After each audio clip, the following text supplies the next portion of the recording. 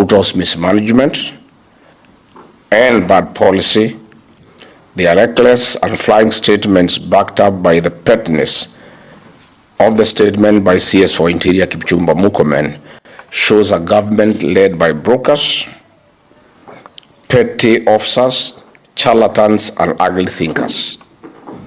How do you reduce a national conversation and national rage by people of Kenya to an ethnic profiling? Mr. Murkomen, you think Kenyans are fools, or you think they reason like you? This government is just a Tower of Babel. Why can't you listen to the people of Kenya on what they want? They are the taxpayers. Kenyans are saying that they have reached an elastic limit and a breaking point. The 1 week strike suspension is just a decoy. There will be no negotiations. I urge the transport sector and Kenyans to continue agitation until there is justice. It is no longer sustainable to run many businesses in Kenya.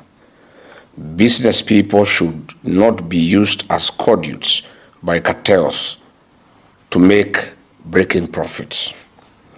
Instead of William Ruto sitting down in the office to work, he is hopping from one flight to the next, attending international conferences that can be attended by directors in their ministries. William Ruto and his government, please swallow your pride and listen to the people of Kenya. You will not look weak, although you are. Look at the mirror. You may not like what you see, but it's the reality of the matter. To the commander of goons that are destroying property and harassing Kenyans, Domoro and Kipchumba Murkomen, please recall your goons and stop harassing the people of Kenya as they go about their businesses in Kenya. Yesterday, Kenyans and especially private motorists were harassed, extorted, and their property looted by your goons. Mr. Domoro, please speed dial your goons to get back to where they have come from. I urge Kenyans not to give up, and William Ruto must stop from sucking the last pint of blood from struggling Kenyans. He has crippled our health sector, our education sector, our agriculture, our international relations, the poorest, our healthcare, and now the whole country is stalled. It is not only the transport sector under siege, the entire fabric of our society is jinxed. Do not push the people of Kenya further. We do not incite Kenyans, we listen to them and speak their mind. I've issued this statement because it's the right thing for me to do. We are facing a situation in our country where the representatives of the people, the senators and members of the National Assembly, have been bought and compromised by William Ruto and no longer speak for the people of Kenya. The opposition, as it was known then, the ODM, was also swallowed by government to the broad-based government. And as such, there is nobody to speak for the people of Kenya. I have found it my civic duty at any one time to speak out to the issues that bedevil our republic. I have seen the CS Interior from time to time trying to condemn me for speaking out. The government of William Ruto is allergic to the truth, and Rigiji has decided, urged by the people of Kenya and encouraged by the people of Kenya, to continue speaking the truth at all times. That is why, in addition to my statement that I have read, I need to expound a few issues. That the real issue that faces our country in matters fuel is conflict of interest and state capture. The G2G arrangement is a business arrangement by William Ruto through Gulf Energy to fleece the people of Kenya. And the issue is not even the taxes. The issue is not the transportation costs. The issue is the landed cost of fuel in Kenya. As we speak today, the landed cost of oil in matters petrol is 117 Kenya shillings, and diesel is 167 shillings. We have information that is confirmed that in a G2G arrangement that has been negotiated with the companies that are selling oil to Kenya, in the landed cost of petrol, William Ruto pockets 30 shillings per litre, and in diesel he pockets 40 shillings per litre. This is what we need to discuss. So, although the Matatu owners have agreed to have some negotiation, it must start from there. That William Ruto must agree to forego the 30 shillings per litre for petrol and 40 litres of per every litre of diesel. And once that is done, these prices will start going down. They'll start going down. Again, we have indicated that we must remove VAT to zero. Again, that will bring the cost of fuel down. Again, we must remove 7 shillings that has been added to the 18 shillings to make it 25. That will make it go down. The oil marketers are getting 24 shillings per litre. They also must agree to go by half to 12 shillings. If all these measures are implemented, the cost of fuel will come down. And it must start with William Ruto. It is him, as the president of Kenya, who must agree to be the leader of Kenya and not a businessman. And he must agree to forego the profit he has negotiated with the companies that are selling us this oil. We also must come not just the issue of cost, but the quality of fuel. Ideally, the fuel that we are supposed to buy at this price is supposed to have 5% milligrams per litre of fuel in matter sulfur.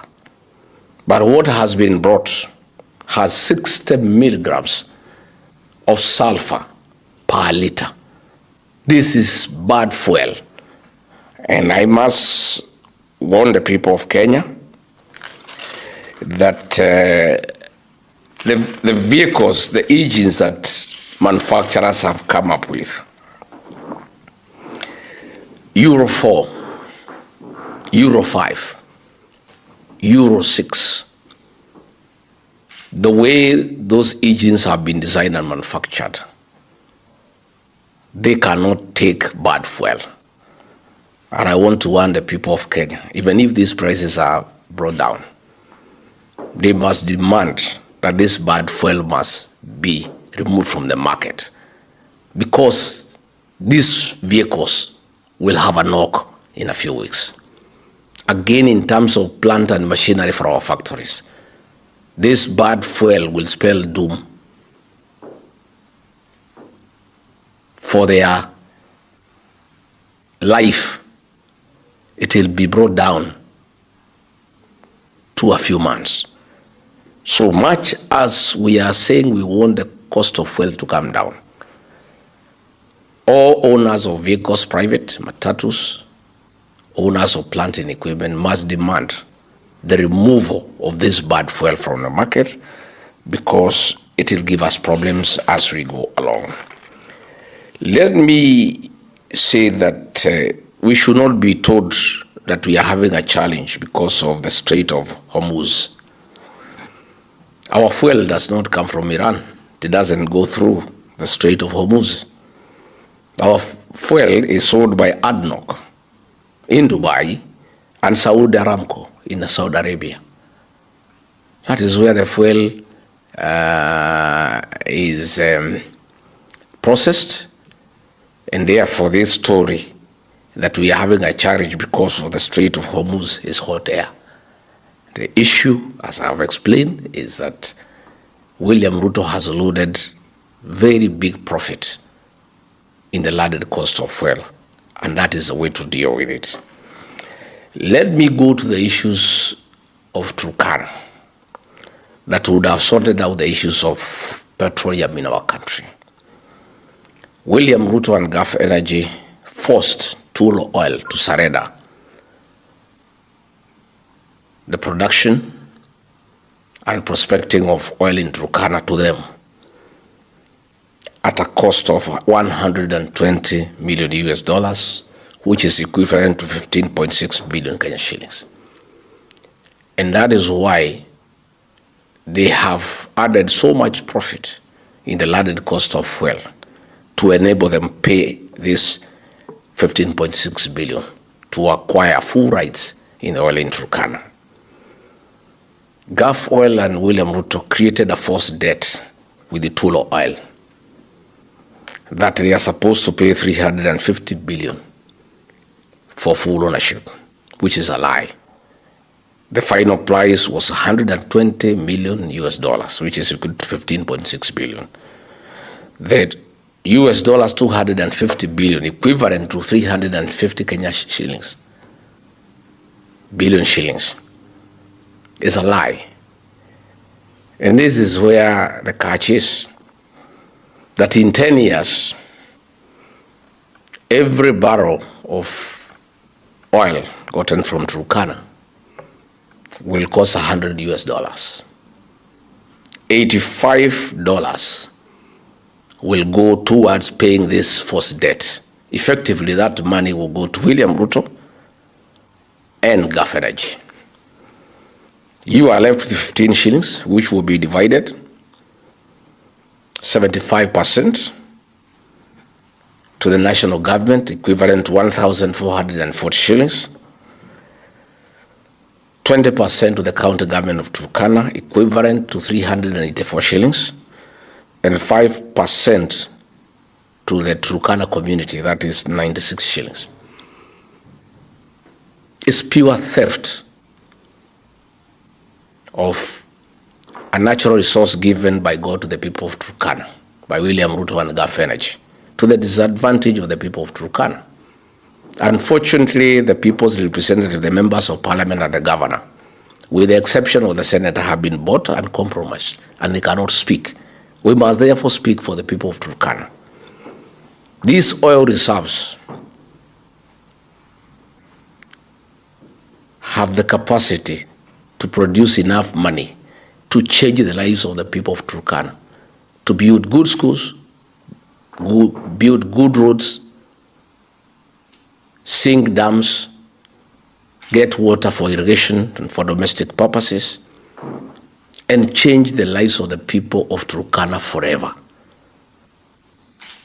But all this is being stolen by William Ruto to the disadvantage of the people of Turkana, and he has compromised the representatives of the people of Turkana.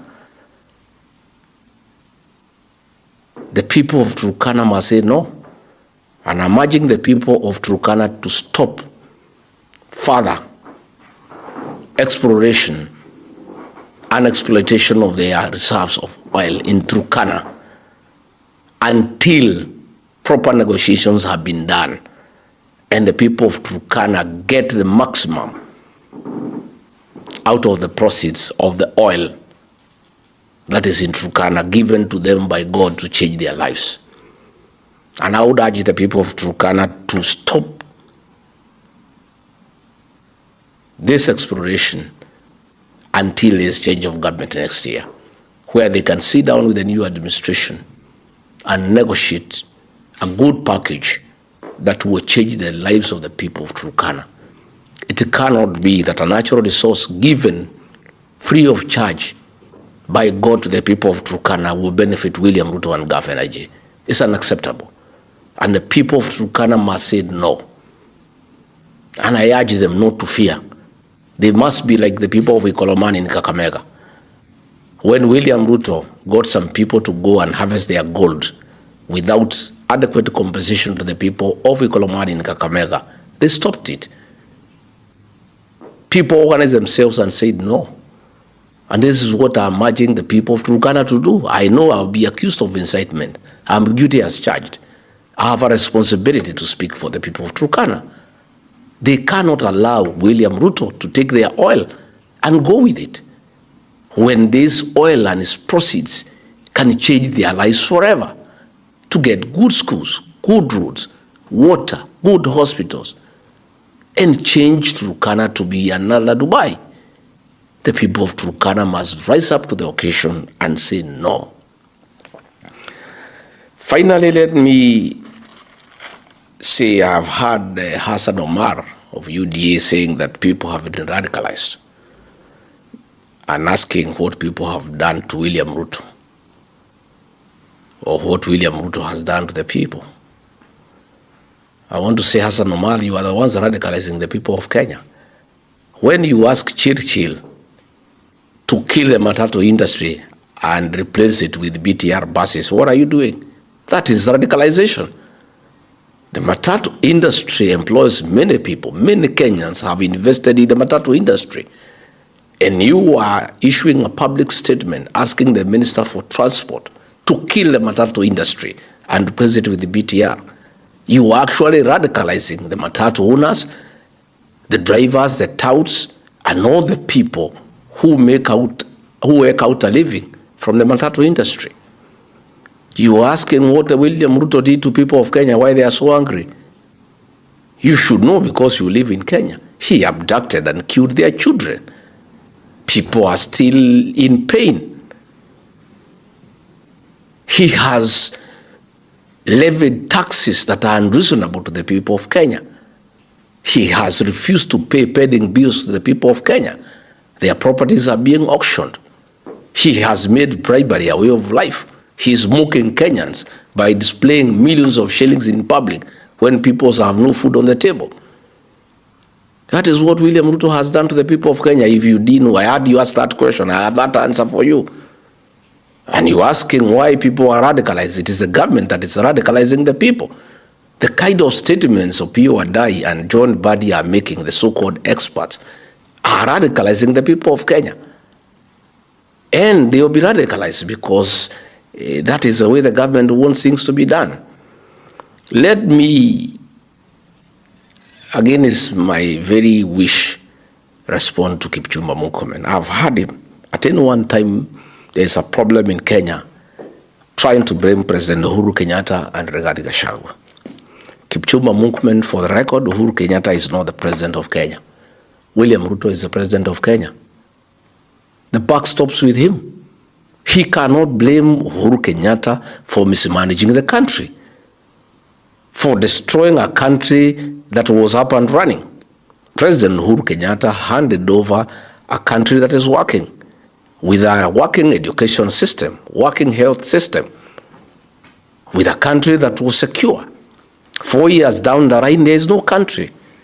You keep on blaming President Uhuru Kenyatta, and you are asking Matatu owners, why didn't they go on strike when Uhuru Kenyatta was president? When Uhuru Kenyatta was president, fuel went only to 135 shillings.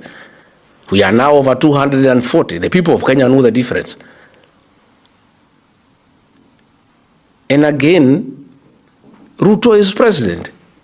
Let him run the country. And you cannot keep on, anytime there is a small problem, you start comparing the reign of Uhuru Kenyatta and William Ruto. President Uhuru Kenyatta told the people of Kenya that his then deputy could not be trusted to run a country. We disobeyed him. We refused to buy that argument, I included. We are now paying for that. Uhuru knew because he had stayed with him. So Kipchumba Murkomen, leave Uhuru Kenyatta alone. He is not the president of Kenya. Uhuru Kenyatta is retired. Let Ruto carry his cross. He has mismanaged the country. When the country is burning, despite having been properly briefed that there are problems, and Kenya will come to a standstill, he left on an overseas trip in a private jet, I am told the most luxurious in the world, where you are paying 5 million shillings per hour. That jet that he left with is the epitome of luxury, with a full bedroom, and a massage parlor, and a spa with a jacuzzi, steam, sauna, and the massage parlor has 4 girls from Seychelles. He is enjoying when Kenyans are struggling in air. And then you're asking Kenyan that people have a problem with William Ruto because he's a Kalenjin. Kipchumba Murkomen, if you have forgotten. Nobody has any problem with the Kalenjin nation. When the people of Kenya elected William Ruto as president, they knew he's a Kalenjin. If they had a problem with the Kalenjins, they would not have elected him. Nobody has a problem with William Ruto because he's a Kalenjin. People have a problem with William Ruto because he's incompetent. And he's not what he promised the people of Kenya to be. He has killed their children. He has abducted their children. He has ruined the economy. He has run down all businesses. He has taken over every business in the country. Banking, insurance, hospitality, aviation, medical, education. He is in competition with the Kenyan people for businesses. And he has run out all Kenyan businesses from business. So when you come and tell us that people did not oppose Uhuru Kenyatta, they are opposing William Ruto because he's a Kalenjin. When we elected him, we knew he was a Kalenjin. And nobody has a problem with the Kalenjin nation. It's a very dignified community with good people. People with proven track record who have served this country with this distinction. People don't have a problem with the Kalenjin nation. They have a problem with William Ruto. It's unfortunate he's a Kalenjin. There's nothing we can do about it. But don't tell the people of Kenya that. That is thinking people are stupid. People are not. People are very intelligent. And you cannot trivialize such a national crisis into tribalism. Oh, people have a problem with Ruto because he's a Kalenjin. No, it's not the Kalenjins who have stolen from the people of Kenya. It's not the Kalenjins who have killed our children. It's not the Kalenjins who are making profit from fuel to the disadvantage of the Kenyan people. Please spare us that narrative. It cannot work. As for regarding Gachagua, you keep on threatening me so that I can keep quiet. Please be informed that I'll speak for the people of Kenya and I'll speak the truth and have a responsibility to tell the people of Kenya the truth. Yesterday, it was a circus. When there is such a national crisis, William Ruto is out of the country. He designates a blogger, Dennis Itumbe, to chair a meeting of such serious issue. The transport officials who were there were shocked that a meeting attended by the CS for National Treasury, the CS for Transport, and the CS for Energy and Petroleum was being chaired by a blogger, Dennis Itumbe. That is how casual William Ruto treats the people of Kenya. When the whole country is at standstill, the economy is paralyzed, nothing is going on in the country, he has the audacity to designate a blogger to chair a meeting to unlock the crisis. And that is a problem we have with the country. And many people have been asking me, how did we get here? And I have told them, William Ruto surrendered the leadership of the country to a blogger called Dennis Itumbe, a standard 2 dropout called Oscar Sudi, a standard 6 dropout called Farouk Kibet. Those are the people who run the country. Kindiki was in the country. He was not asked to chair the meeting. He's just another flower girl. The president doesn't think much of him. He asked Dennis Itumbe to go and chair the meeting. And that is what has been happening. And yesterday, principal secretaries and CEOs from the mountain called me crying that Dennis Itumbe is harassing them to raise $1 billion shillings to fund the Olkalao by-election. And every PS from the mountain has been forced to produce 20 million shillings to go and fund the Olkalao by-election. Every CEO from the mountain has been asked to give 30 million shillings to fund the Olkalao by-election. And they are crying because they had to borrow similar amounts for the Bere by-election. Because these PSs and CEOs are arguing that ordinarily they would look for this money from contractors, but they cannot. William Ruto is the one who gives all the businesses to their state departments and their state corporations and deals with the contractors directly. So these PSs, these CEOs cannot ask for money from any contractor because they are dealing directly from William Ruto. So from Bere, they had to borrow the money from their friends. They are yet to pay. Now they are being intimidated. Dennis Itumbi has summoned them to an office. And you can't believe it, that the office that was purchased by government for retired President Mwai Kibaki, the third president of the Republic of Kenya, the greatest president Kenya has ever had, that office where Kibaki used to sit is where Dennis Itumbi is sitting. He is sitting on the chair Mwai Kibaki was sitting on. He is using the office that was being occupied by Mwai Kibaki. What disrespect to Mwai Kibaki and to the people of Kenya, that a blogger has been allocated the office that was occupied by the third president of the Republic of Kenya. And that is where the PSs and the CEOs of parastatals are being summoned by Dennis Itumbi. And he calls the president and puts him on speakerphone and says, I have told them your message. They are preparing. There's a lot of intimidation. PSs are crying. CEOs of parastatals are crying because of the level of extortion by William Ruto through Dennis Itumbi to fund by-elections in the mountain.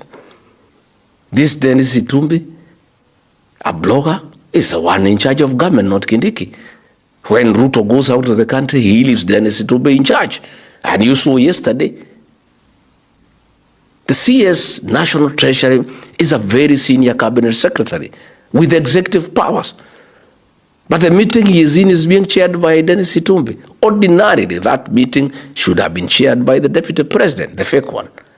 Or, at least, the head of the public service, Felix Kosgei. But William Ruto, because of despising the people of Kenya, designates a blogger, Dennis Itumbi, to chair a meeting to unlock a crisis in his country when he is wallowing in luxury, in private jets, being massaged in air. That is the kind of joke that we have in our country. I want to ask the PSs and the CEOs not to give that money for Olkalau and to go to their offices and work. They are telling me they have been told to camp in Olkalau to go and campaign. Most of them are saying they don't even know how to campaign. They have never participated in politics. Each has been allocated a polling station and told to give money and go and campaign for the UDA candidate in Olkalau. They are all working under Dennis Itumbi, a blogger.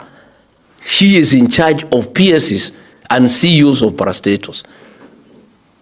It's the greatest joke in the history of Kenya that a blogger is in charge of PSs and CEOs of state corporations, that a blogger is chairing a meeting attended by the CS National Treasury, Energy and Petroleum, and the CS for Transport and Infrastructure. That is how casual William Ruto treats the people of Kenya and the challenges that they face. But of course, the worst joke is Kipchumba Murkomen. He's the worst CS Interior we have seen since independence. He's such a joke. You know, even if William Ruto wanted a college into CS Interior, why can't you look for a serious, mature fellow? Why do you give the job to a CS who is childish and juvenile? A fellow who reduces a national crisis into a tribal joke. You know, that is how serious the situation back home is. So let me ask the officials of the transport sector who have said they will negotiate with the government. I hope they will not be compromised. I hear yesterday Dennis Itumbi tried to give them 500,000 shillings, 7 of them, they refused. I hope they have not been given more. I want to give them the benefit of doubt and believe they have not been compromised. Let them go to these negotiations with an open mind. First, they must demand that the bad fuel, the low quality fuel, must be removed from the market. They must demand that William Ruto must forgo his profit. They must demand that VAT must be brought to zero. They must demand that the 7 shillings for fuel levy must be removed. If they do that, fair enough, we proceed. If they are compromised and agree that everything is okay, if they will be contented with the 10 shillings, then ourselves on coming back, we'll have to consult with the other leaders in the United Alternative Government and decide a way forward for the people of Kenya. So I needed to talk about those few things because it's important that we let the people of Kenya know what is happening. And I really urge the people of Turkana to wake up and say no.